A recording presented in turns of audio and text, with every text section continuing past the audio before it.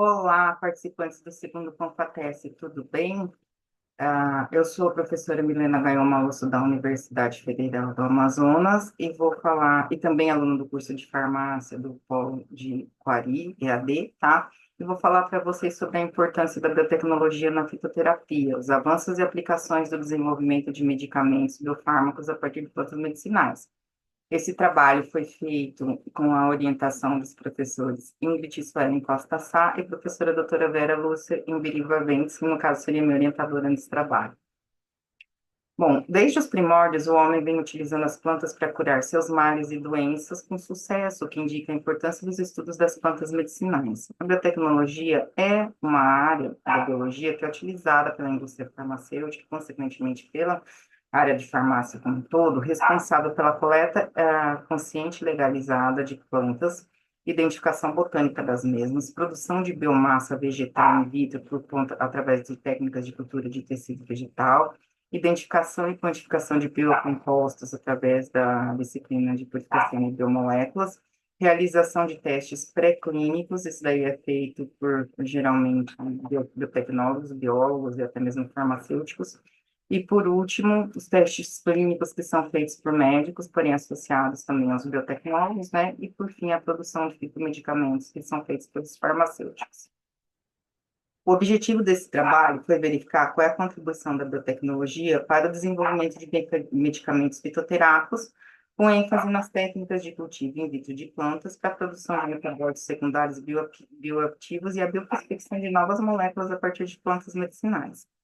Para isso, né, como material e métodos, foi realizada uma revisão de literatura nas bases do Google Acadêmico, utilizando-se simultaneamente as palavras-chave: biotecnologia, desenvolvimento de medicamentos fitoterápicos, cultura de células e tecidos vegetais, produção de metabólitos secundários e bioprospecção. Nessa lista foram encontrados 348 textos, e aí onde a gente começou a ler e começou a verificar que era necessário fazer critérios de inclusão de textos, quais que eu ia usar, né, realmente. Então, eram aqueles que tinham que ser focados em estudos que utilizavam a biotecnologia aplicada a plantas medicinais ou a fitoterapia, porque muitos deles não eram. Tinha que ser revista de artigo indexado, livro ou capítulo de livro, ou dissertações de teses de mestrado, doutorado, TCC, etc., né, aprovado por bancas publicadas, aprovado por banco, né, e todos eles tinham que ser publicados nos últimos 10 anos, para garantir a qualidade, né, porque passou pelo crivo, então garante a qualidade do trabalho e garante a atualização das informações, porque eles foram procurados nos últimos 10 anos, né. Os critérios de exclusão desses textos que estavam incluídos já foram, né? Eu tinha que conseguir abrir o artigo na íntegra, principalmente os que eram TCC ou dissertação, que muitas vezes a gente achava a página da faculdade, né, do arquivo de indexação da biblioteca desse artigo na biblioteca, mas não achava, realmente não conseguia abrir o texto, né? Não tinha como ler, não dava para utilizar, né? E aí tinha que ser escrito em língua portuguesa.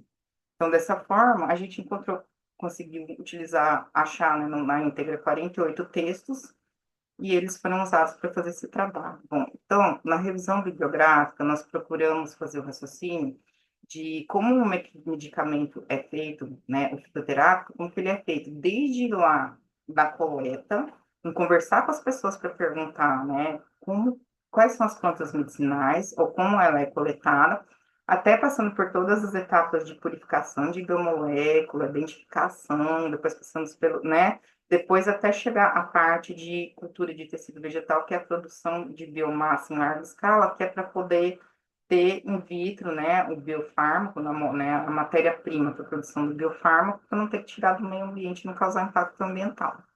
Então, a primeira técnica, as primeiras técnicas que a gente encontrou, né, as primeiras metodologias que a gente encontrou foi a questão da bioprospecção. Nós encontramos 4 tipos de bioprospecção: a randômica, que a pessoa sai coletando tudo, tem pela frente uma determinada área e testando para tudo, o que não é feito muito hoje em dia porque torna caro, né, o processo. Aí a gente tem a bioprospecção do tipo ecologia molecular, porque o que tem, geralmente, assim, você pega espécies que estão próximas daquela que tem a molécula tua de interesse, que, devido a interações alelopáticas, elas podem estar produzindo também aquela tua molécula de interesse, mas também não é muito feito porque não tem muito sucesso. Tem a química sistemática, onde plantas do mesmo gênero costumam produzir a mesma molécula, e isso daí é verdadeiro, já foi encontrado em várias espécies, né? Então, por exemplo, se a Taxus brevifolia produz o Taxol, que é uma molécula muito utilizada para câncer, para tratamento de câncer ultimamente, a Taxus, sei lá, eu conheci folha também vai produzir, o Taxus X lá vai produzir também. Então, isso é verdadeiro, tá? As pessoas utilizam isso hoje em dia. E tem a etnobiologia, que é o que tem aqui na foto, tá? O que é etnobiologia? Os pesquisadores vão e conversam com, óbvio, de posse de todas as autorizações, né? Conversam com pessoas da população e vai perguntando para elas, olha, vocês utilizam alguma planta medicinal? Ah, qual planta que é? Qual que é o nome dela? Onde que ela tá? Como é que você prepara o medicamento? Mistura com alguma outra coisa? Quantas vezes? Onde que guarda esse medicamento? É na geladeira? É no escuro? Né? No claro? Em temperatura ambiente? Quantas vezes você toma por dia? E isso tudo vai dando indicações de preparo e dosagem de armazenamento para a gente, tá? Bom, sabendo qual é a planta, coletado ela lá, o que que a gente vai fazer? O segundo passo é separar as moléculas que tem lá para a gente descobrir qual é a molécula nossa, né? Que faz aquela atividade que a gente está procurando dentro daquela planta. Então, é feito por cromatografia, né?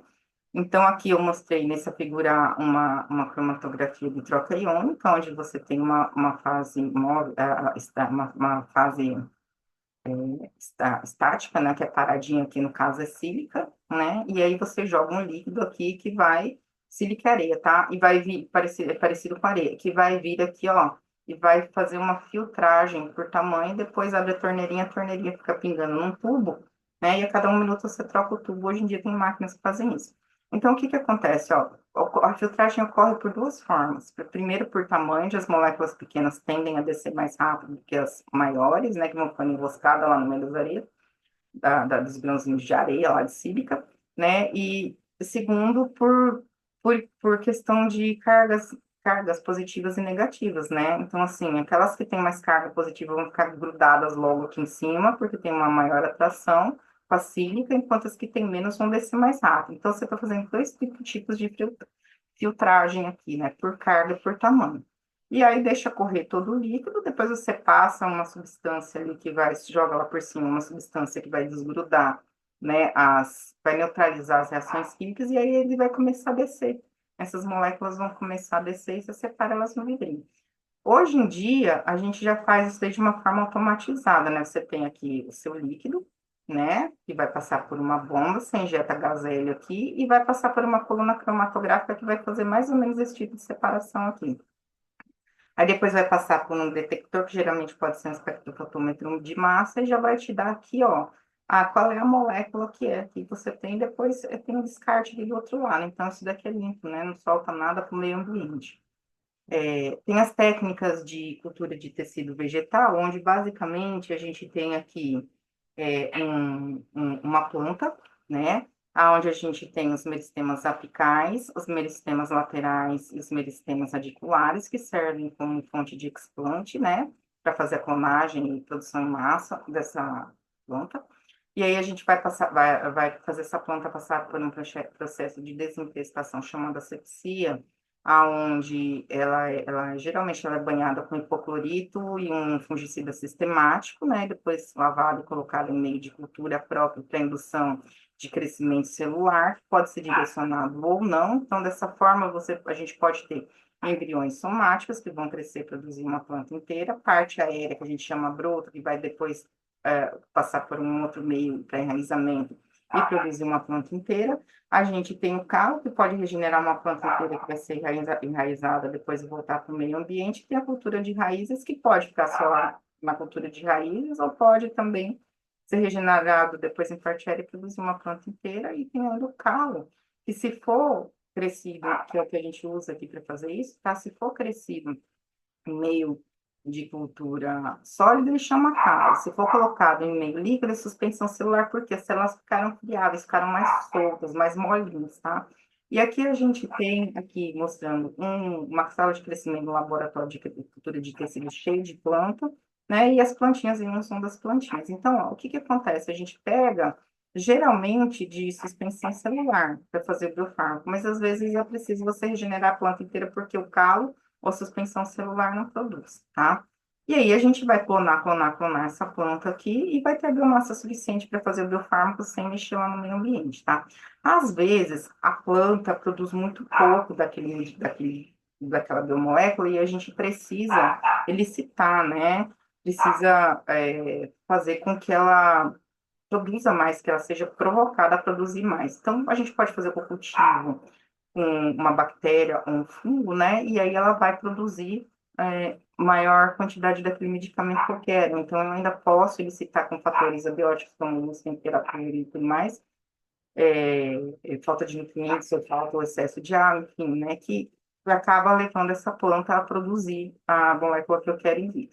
Quando nada disso dá certo, a gente vai fazer o quê? Transformação genética de planta, que é o quê? Colocar genes para produção, né? Reforçar os genes de produção de biomolécula daquela planta. Então, a técnica, basicamente, a gente vai lá, pega um pedacinho desviando na nervação das folhas, faz asepsia, né? Coloca no meio de cultura em co-cultiva com uma bactéria chamada Agrobacterium rhizógenes ou com Agrobacterium tumefaciens, que teve o tDNA modificado, engeneirado para levar aquelas moléculas, aquele DNA de interesse que eu tenho, que vai codificar para a molécula que eu quero, né? Então, essa bactéria vai infectar a planta, fica em cultivo por 3 dias, e aí depois a gente põe essa plantinha no meio de cultura que tem um antibiótico que mate essas bactérias, e depois bota no meio de cultura que vai crescer a parte aérea.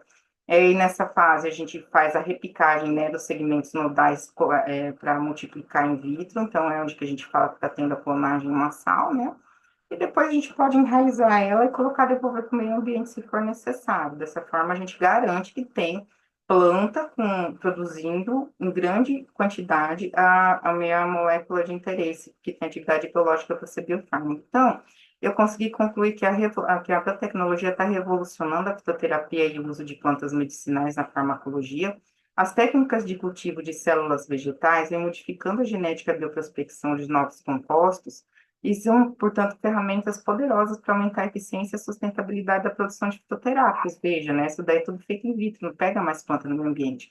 O uso desses recursos tecnológicos permitem que a riqueza da biodiversidade, especialmente em regiões como a da Amazônia, seja explorada de maneira sustentável, oferecendo novas soluções terapêuticas para a diversidade, para diversas doenças. Contudo, é essencial continuar investindo em pesquisa, desenvolvimento tecnológico e regulamentação para assegurar que os benefícios dessas inovações sejam amplamente aproveitados na medicina moderna. Essas foram algumas referências que eu utilizei e eu agradeço pela atenção. Até mais.